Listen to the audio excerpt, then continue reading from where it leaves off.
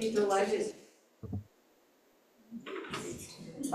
Good morning, everyone, and welcome to the Unitarian Congregation of Guelph. My name is Diane, and I will be your service leader today. Closer down. Oh, is it not on? It should be on. I can turn it up. Closer to your mouth. Or it's just because of the mask. It'll. Oh, It well, does. has anybody here got a communicable disease of any kind? No, okay. Not that I know of. All right, She's take it. attached to you already. Yeah, it's definitely on. Okay, it's just me. We'll try again. Oh, there we go, see? Good morning, everyone, and welcome to the Unitarian Congregation of Guelph. My name is Diane, and I will be your service leader today. Welcome to all of you, familiar faces and newcomers. We're glad you're here. At UCG, we strive to be a community where everyone is welcome, no matter what your age or gender is, your beliefs or religion, your sexual orientation, your background, or the color of your skin. We welcome all who come in search of truth and meaning, and we will travel, learn, and grow together. If you are new at UCG, we encourage you to check us out a few times. We are a lay-led congregation, and therefore every service is different. Today's service is a much-loved tradition here at UCG. Our companion animals are such an important part of our lives. Today we gather to honor them. And Uma's going to light our chalice for us today.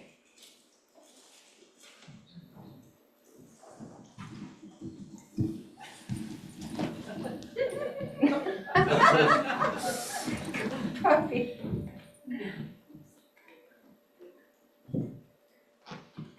We should get the words on the screen. There they go. Just 1 second. Okay. Okay. In It's saying we witness the power of transformation, awed again by the wonder of life. We are grateful to be vital to this living universe and inspired community.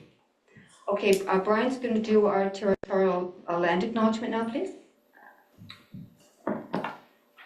As we gather, we are reminded that Guelph is situated on land steeped in rich Indigenous history and currently home to many First Nations, Métis, and Inuit peoples. Today we acknowledge the Mississaugas of the Credit First Nation, on whose traditional territory we are meeting. Let us be grateful to the many generations who have come before us as we strive to walk together on a path of mutual respect and support. May the decisions we make and the activities we pursue be inclusive and mindful of the many generations yet to come. Thanks. Okay, our opening words are from Mahatma Gandhi. The greatness of a nation and its moral progress can be judged by the way its animals are treated. Now we're going to sing a hymn. Oh, we haven't got books. Hang on. Oh, wait. Get on it.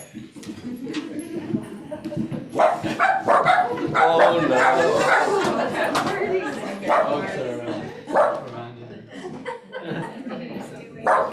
Holy cow, what are they doing? You started this singing without. Yes. Alrighty. You get a hymnal. You get a hymnal. And you get a hymnal.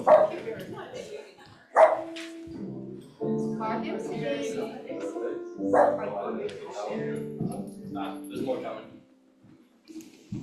How about I'll just play through it while we're getting our books?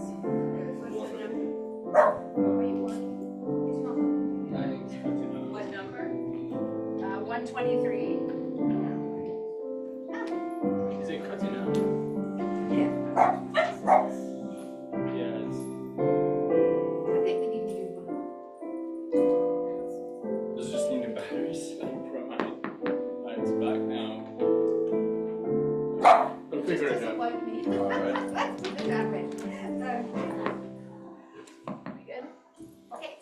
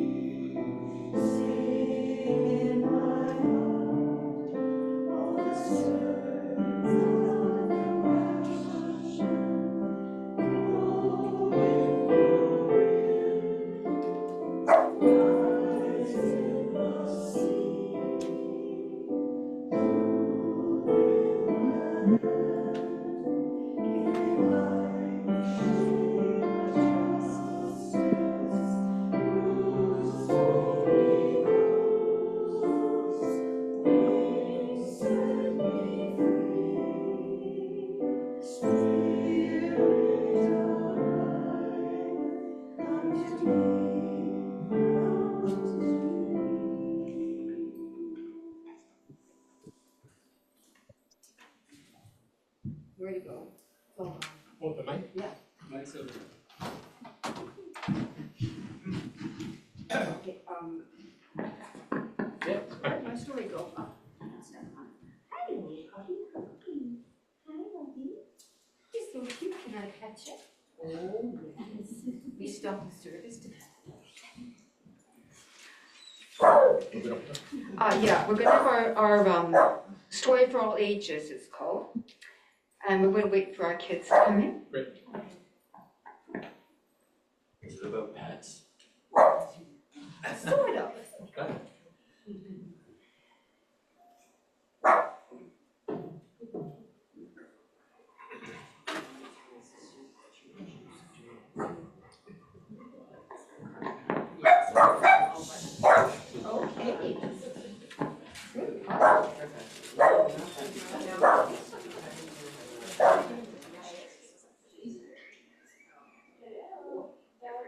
Good puppy. Can we sit down here to hear the story and see it? Absolutely. Oh, yeah, you wanna sit with us now? It's okay. That's what he says. Here, you can sit up. Here. Don't worry, they're just like this. Here, now look, the story's there.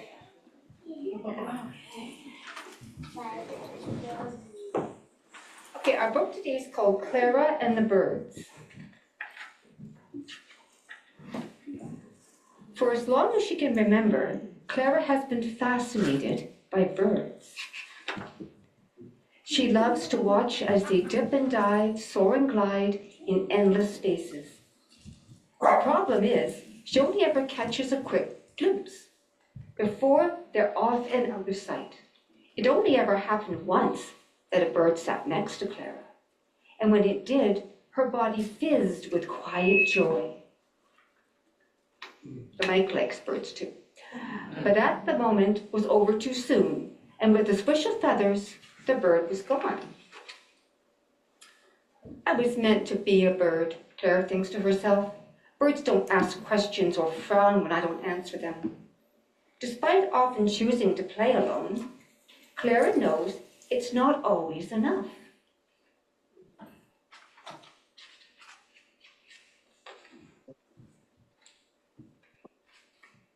Sometimes she really wants to join in, but she can't find her voice. Oh, Clara is just shy, she hears everyone say. At bedtime, Clara's heart is heavy. She pictures the children laughing and playing together. Half asleep, she thinks, everyone says that I am shy, so it must be true. That night, Clara dreams she is trapped. When she calls for help, no sound comes out. She feels scared and alone. The next day, Clara decides to visit her favorite forest. Standing among the trees makes her feel good, and then she might even spot some birds. There are always new things to discover, beautiful leaves fallen from trees, colorful buds to meet, and old gnarly roots that look like octopus tentacles. Leaning against an enormous tree trunk, Clara can feel its strength. She knows it will carry her without fail. The bark is rough and deep grooves, home to many creatures, a tiny world of its own. Clara hasn't spotted a single bird, but when she closes her eyes and listens, a faint sound catches her attention. The sound leads her deeper into the forest. She keeps going until she finds a little bird trapped, scared and alone. Clara is also scared, but she knows it's up to her to help it. She begins to gently loosen the knot. Slowly but surely, the bird is released uninjured. Instead of flying away and hiding, the bird nestles in Clara's hands. People say birds are shy. They said that about me too. But you're not shy around me, and I'm not shy around you.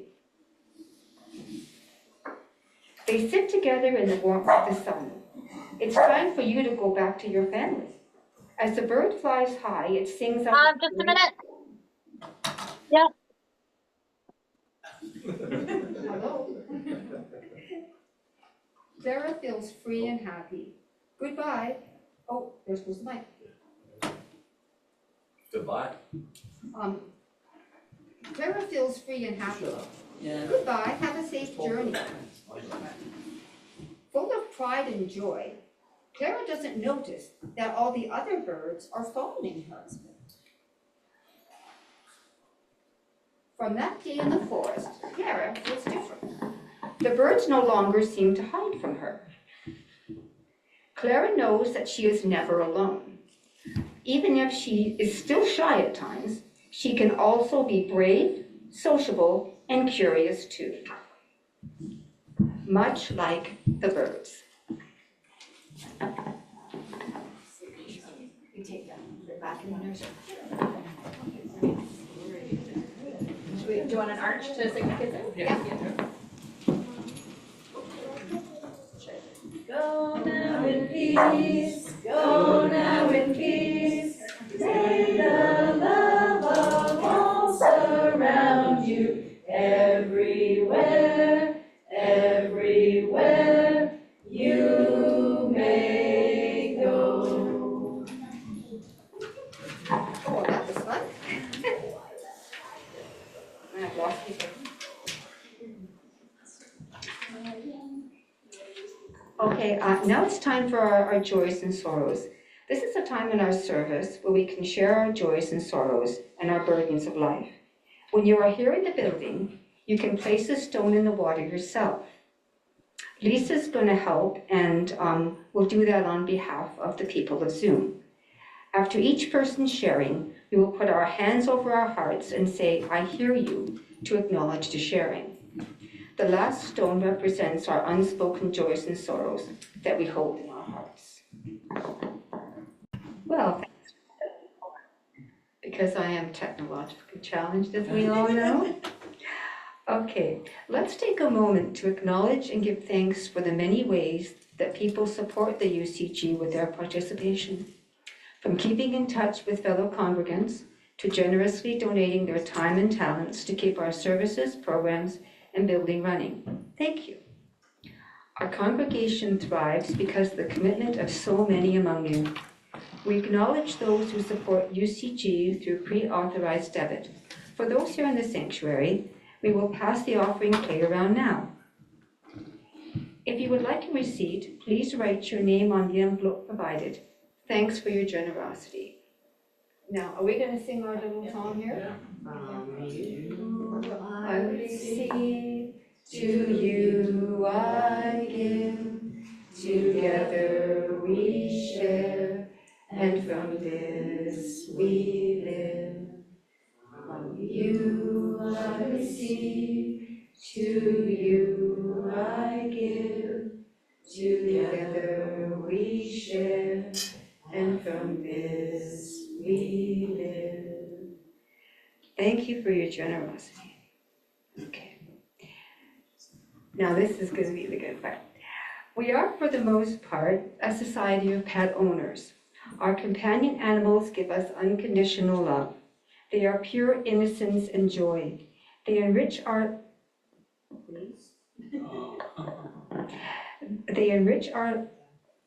lives in so many unexpected ways. Holding and petting your dog, cat, or any other animal can bring down stress levels. We feel calm and centered. We are healthier and live longer, more fulfilled lives.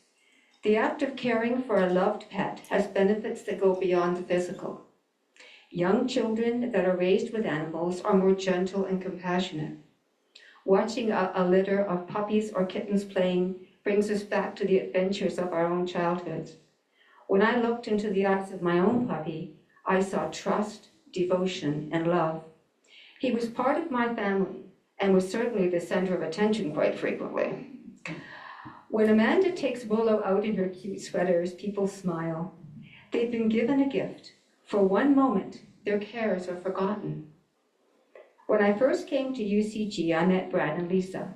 Mocha and Princess stole my heart at the first meeting. Anytime I'm nervous or sad, I can hold Mocha on my knee. She leans into my body, which is a dog hug. I feel so much better. She shows me I'm in a good place of kindred spirits. Our pets bring us close to them, and this unites all pet owners because we all love our companion animals. Now it's time for our pet blessing ceremony. If you would like to, you can say the name of your pet, past or present, speak a wish or a blessing for them. If you prefer to say this silently instead, that's fine. They don't need to hear it. Our actions speak as loudly as our words. You gotta press that button to the light comes on. No, it's working, it's It's working. on? Yeah. Okay. So I remember Sam. Sam was a little female Bichon who was my best friend. And she looked at me with eyes that nobody else looked at me with. Total trust. And if there is unconditional love of the universe, that's it. And I used to watch the sun come up on a regular basis because of her. And she was a good pal. So, Sam. I have had many cats, but I've never had a dog. But when I was working in Aruba, I didn't know too many people except for those on the project. So I used to go walking in a kind of an isolated area every night, and there was a pack of wild dogs there that I started feeding, and they were wild, but I had a kind of a relationship with them because I fed them every night. And there was one dog in particular that I was very attached to. She was my soul dog, probably, but she taught me so much about not having control over everything, because I had no control over her life, and I tried to catch her many times so I could have her spayed, but I was never able to catch her. And I had to watch her have a few litters of puppies, completely out of my control. But anyways, it was a very enriching experience, and I probably think about her every day, even though it's been many years since I had that experience. So I'm grateful for the experience.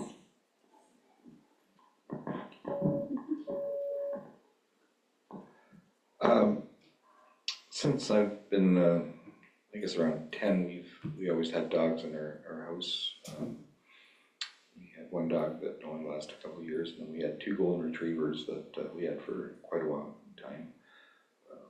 And then once I left the house, we ended up having multiple dogs in my life. And now we have Princess and Mocha. Princess, when I met Lisa, Princess pretty much adopted me right away.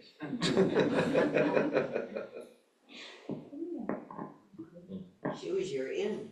Yeah. Very true. Wouldn't have lasted longer. Yeah,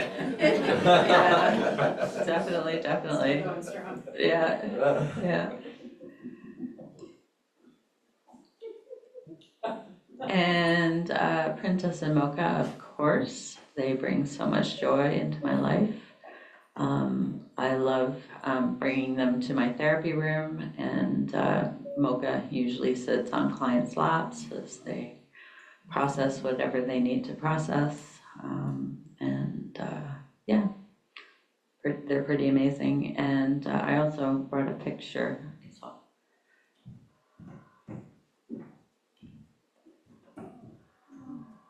So this is Snoopy and Bandit, and Snoopy was a Parsons Russell terrorist, and he was so sensitive, but he was just such a feisty dog. He was really a handful, but I just loved him to bits. And Bandit was a lot more even keel, so they were a good pair. and I miss them. So I feel like I messed my thing up with joys and sorrows, but yeah, I am remembering quite a few animals. The dog I mentioned that I was picked out when I was a child, his name was Rufus, and I pretty much grew up with him till I was about 10 or 11.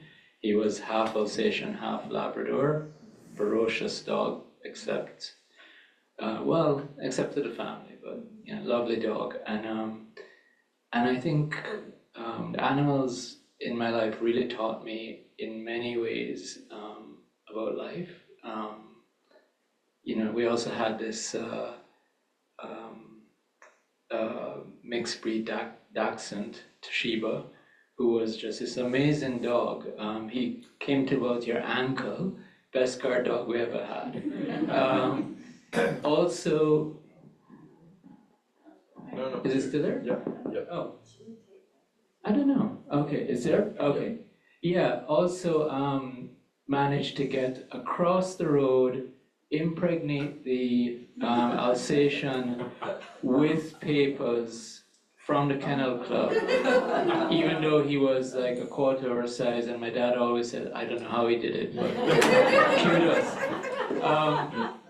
I mean, and when I say taught me about a lot of things, because sadly he also passed away, and it was really tragic. It was the first time, you know, I remember, so I grew up in the Caribbean, so it wasn't just that he died, we had to kind of bury him, etc. And it's the first time I remember seeing, like, the whole family was in tears, and you know, like we tend to say, oh, it's just an animal. Like, he was a member of the family, and it really was a profound experience. And also my 3 cats, Houston, who's a ragdoll, Lily, who's a ginger, and my favorite at this point, my black cat, Milo, who is he's young and vibrant, and you know, demands that you open the sliding door so he can stalk the birds, you know, how he's gonna kill them. It's amazing, and I don't think my life or my family's life would be the same without the animals that I have currently. And I know some people say it's hard to have animals when you're older, but I can't see my life without a companion, honestly, unless I couldn't take care of them in any way. But they really enrich your life, and yeah, their personalities and yours kind of weave into one, and I think it's a really wonderful aspect of life, and I'm really glad we're celebrating it. Thanks. We had a dog, Luna, for 15 years, who died 2 summers ago, and she was a big part of our lives, meant a lot to each of us, to me, to Joanne, and to our son Ethan. But I was officially designated as Uncle Mark. I'm not, you know, Luna was primarily attached to Joanne, so I'll let Joanne say more about Luna. And she has a little picture on the phone. Yeah, Luna was, I have a picture, she was a little black and white rescue. I don't know exactly her breed, but she came into our lives in 2008 when my son was 8, and we'd had a series of fish that unfortunately had died. And so my son said, Mom, I really want a decent pet. And I love dogs, and Mark likes dogs, and came to love Luna. We got her from the Humane Society, and apparently she had been wandering the streets of Guelph. She was only like 8 pounds, I think. Little puppy, 3 months old. And we went to see her at the Humane Society, and it was one of those, you know, love at first sight. And my son was overjoyed, and she just became, you know, part of the family. She was an amazing friend, and she literally followed me everywhere I went in the house. for 15 years, I mean, except when I was on vacation or, so, yeah, just so much gratitude to her for what she brought to our family. Yeah. So, thank you. So this guy here is River. Are you gonna sit for me? Yeah, that's a good boy. I've had him for 10 years and he now is a retired service dog. He's not as obedient as he used to be, much more restless. I have grown up with pets my whole life. We had a golden retriever, we had a miniature poodle, a blue and gold macaw, and a cat. And currently I have him. We did have a golden retriever that we just had to put down a couple weeks ago. He had a really bad stroke and he couldn't stand up. So we had to put him down. And we have a cat that grew up on a farm and he's now in a 1,000 square foot apartment and he's doing perfectly. He's very happy, which is awesome. And we have a smaller parrot, a suncheek, a conure, and she's adorable. She just turned a year old. So she's not quite talking yet, but she's sort of in the babbling stage. It's really cute. And it's a little complicated because we have to teach her how to play because she didn't have her hatchlings to play with. So it's a little complicated, but it's a joy to have her. Well, this is Kringle. I didn't think I was going to get another dog after I lost Wolfie and Clara. I'm like, do I open my heart to another dog? I have so much physical and mental health struggles myself. But I blame my mom, she cracked, and she's like, I'm getting you a dog, really for herself, but for me, because I'm the primary caregiver. But she made that decision for me, and sometimes the people that love you know what you need most, and Kringle is definitely a joy, a blessing, and it brings back fear because you know you're not going to have them forever, and all my pets have a place in my heart. I always say when they go, they just took a little bit with me and we'll be together in the great beyond together because I love them so much. But I think it's definitely worth celebrating, being able to open your heart to pets. It's not easy always. But Kringle has cracked me now. Now I'm a hopeless dog mom and it's all over. The love you bring, and now I get up at 5 to 6 in the morning because he likes getting up that early. Now it's okay. I'm used to it, but like, you gotta love a dog to get up that early. But I feel all the animals in my life have blessed me, and I hope I can be a good owner, and everyone else can realize that. Yeah, I think we all realize that their love is it unites us all.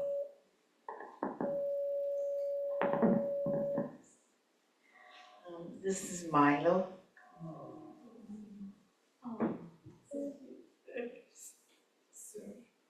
He was a terrier with a terrier attitude.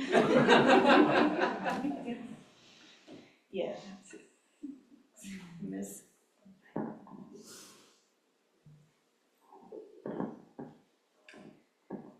I gave a shout out to my living cats, Archie and Nick, but I couldn't have pets as a kid because my dad had allergies. So my very first cat I didn't get till I was 26. That was Kiva, and she was like a classy old lady in a tiny cat body. And she was a great companion. And we had Ron Swanson, who is the friendliest cat. And we also had Squiggy, who was with us for a very short period of time, but was very entertaining. So to all my cats, past and present, thank you.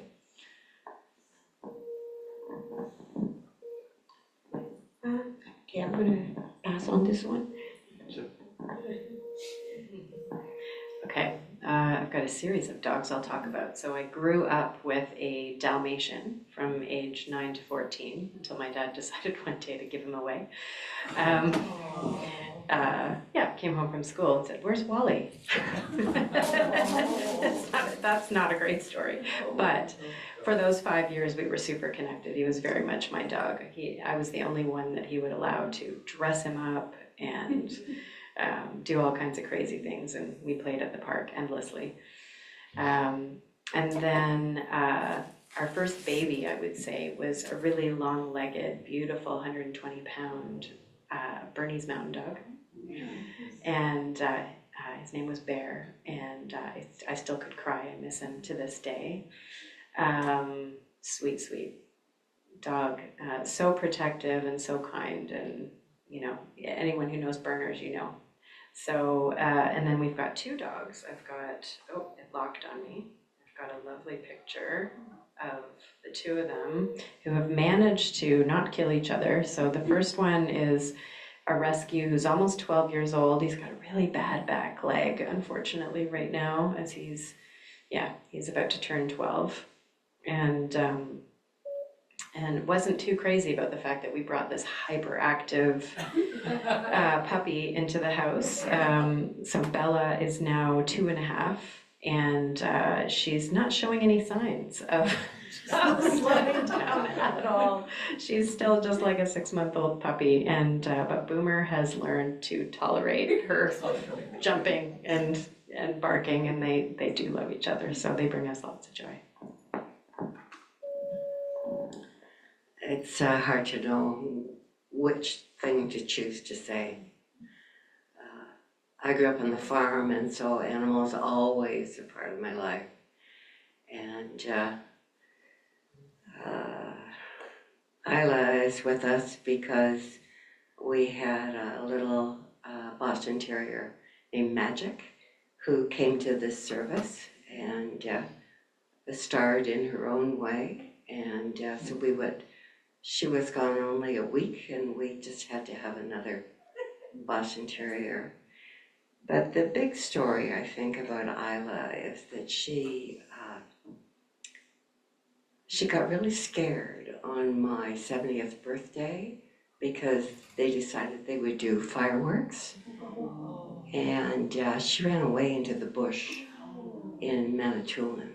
And we heard the coyotes sing as if they had just had the most delicious meal.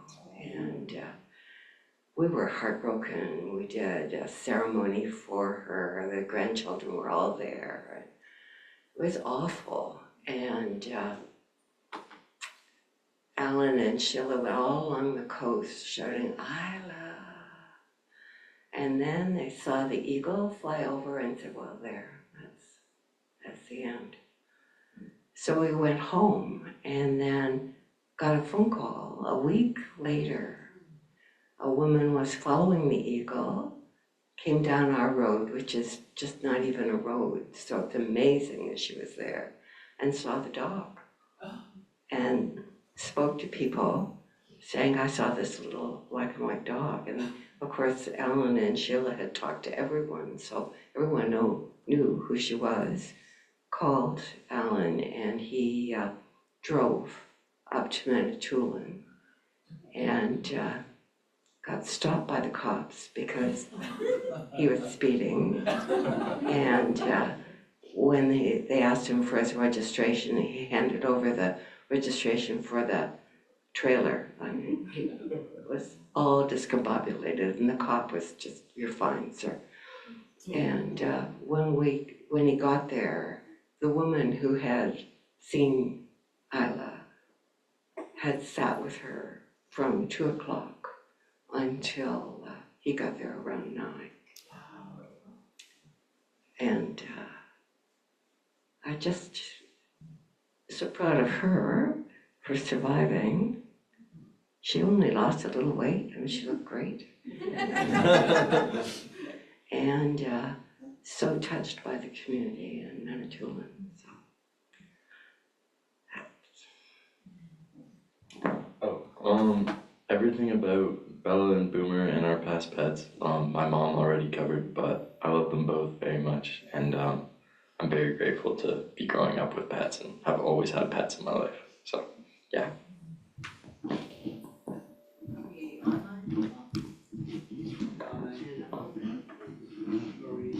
What about Anka?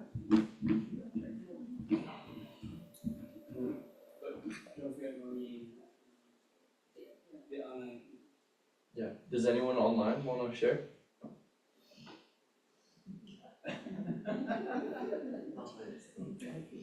Sure. Share about my pets. I've always loved animals, and like Sean and my family had allergies, so I didn't have pets as a kid, but I loved the neighbors' pets. And my brother and I used to rescue every little injured animal that came across our paths when we were out and about.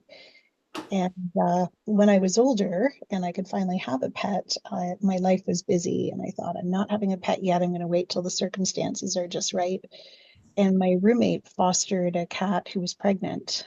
And the last little kitten that was born, the mother cat hadn't noticed because the kitten before it had passed away. And when she did notice him, she pushed him away. He was had a lot of health issues, and my heart was squeezed. And so I got a syringe. I called the vet in a panic about what to do for this little guy that the mother cat had pushed away. And I syringe fed him, and he was like my little baby. He was the runt of the litter too. He was just so tiny. He was like the smallest kitten I'd ever seen. And I nurtured him to health, and got a third job to pay for his vet bills. And the mother cat actually accepted him back towards the end of the time she was nursing the other kittens, and the vet had never seen that before. So it was a bit of a miracle. And I tried to find the best home for him. And when the woman came, I was excited. She lived near the vet I had been taking him to, and she came highly recommended, and she had him in her arms, and I said, oh, wonderful, you live there. He's got a really big vet file. Maybe you could continue on with that vet. He's quite comfortable with him. And she said, oh, if he costs too much, I'll just put him down. And I just gasped. And I said, could I just hold him again, please? And she let me hold him, and I never gave him back. I said, I've changed my mind. And that little cat outlasted his whole litter. We knew who all the kittens had gone to. And he lived till he was 18, and he was such a special part of our life. And he was blind in one eye, and he had multiple surgeries, and he would purr. He was the happiest and also laziest cat I'd ever met. I had to carry him like a little baby. Like he would always like belly up. He was so trusting, and he would just want me to carry him everywhere. And even when he played with his cat dancers, he would do it laying down and swat at it with his paws. Where his sister, a calico cat, who I also ended up adopting, I've got a soft heart. I don't do well when I have to give cats away.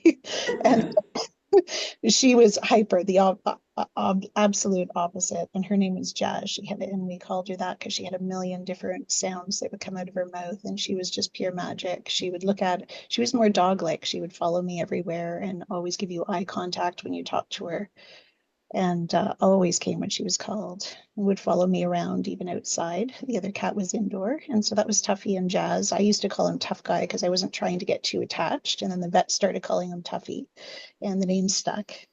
And he actually was like my little guru because while I was young and healthy, in caring for him, I learned how to have a really good life with a lot of limitations. And so in hindsight, he was quite a little teacher for me for what was to come in my own health.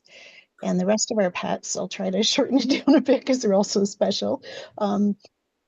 Yeah, they've all held very special spots in our hearts, and we've always had rescues until our little Rosie now, who it's right here. She's almost. Oh, can you see that all right? I can't tell really. So that's Rosie. She's almost 5 months now, and she was a donation puppy from a breeder for me when there was a really long line for a service dog after our Jessie passed. And most of you, because she's gone to our pet services back when I was more able-bodied, would have remembered Jessie. Hopefully, I don't know if you can. This one's bigger. It's hard to see if she's on screen. That was her on the last day of her life. And this was her when she was healthier and also before she got groomed. golden doodle, and she was a rescue. And then our shepherd mix was a beautiful rescue, and that dog was wild. I had the first whiplash-related injury Andy Wang physiotherapy had ever seen. It was years of practice, and I had a few of them because whenever she saw a squirrel, it was the big yank. And I literally got dragged along on the trail. She was a lot stronger than me sometimes, but we never gave up. And she was an amazing dog with severe separation anxiety her whole life. When we were working, we actually had to carry her down. The dog walker wasn't enough for the neighbors because she'd bark until we got home. And yeah, they were all just magic in our lives. Like every joy, they created so much joy, but and the unconditional love. And I realized, and Cheryl's the same for us, and David, like a home doesn't feel like a home. It feels more like a house without a pet. And they hold such special spots in our family. And yeah, just so grateful for our sweet dogs. So remembering Bailey, our dog, Jessie, and celebrating our little Rosie, and remembering all of our beloved cats before them too.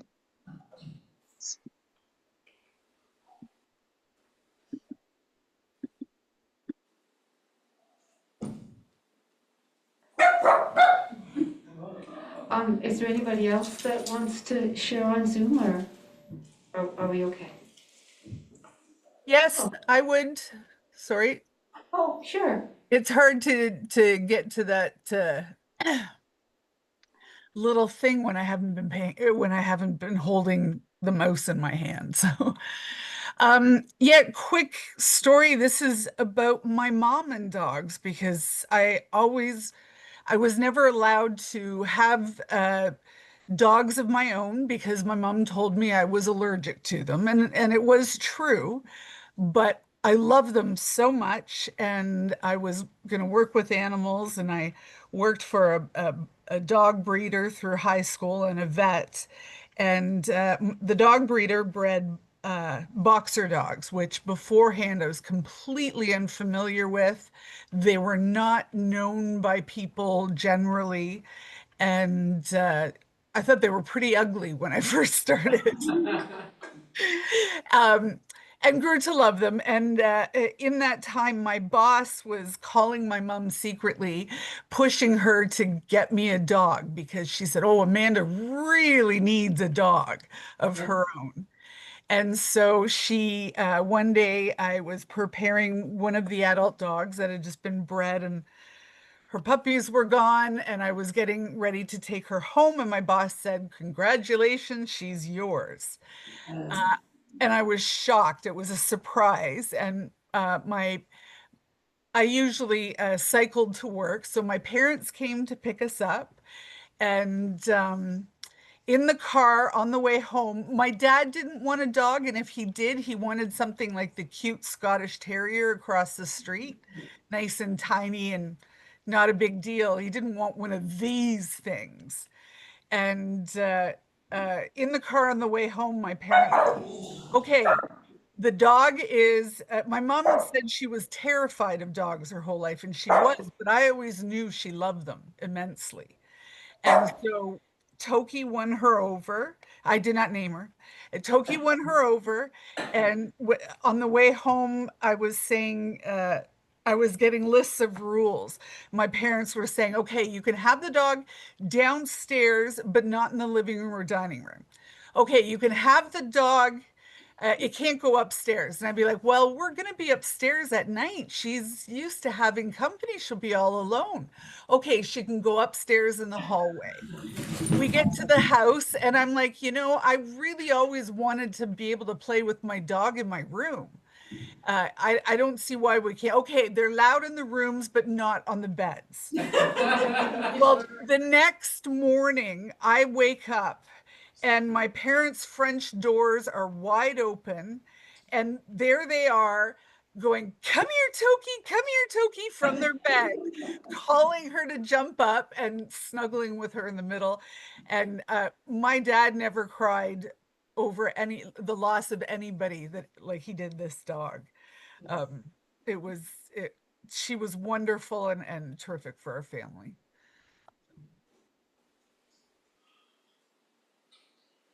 Oh, thanks, Amanda. Is there anybody else there? Okay, well, thank you so much. This has been delightful. I really enjoyed this. It's just amazing. If you want to come back after a short break, we can have a chat about our animals if you want to. Our closing words are from Anatole France. Until one has loved an animal, a part of one's soul remains unawakened. So, Uma, could you extinguish our chalice for us? Thank you, love.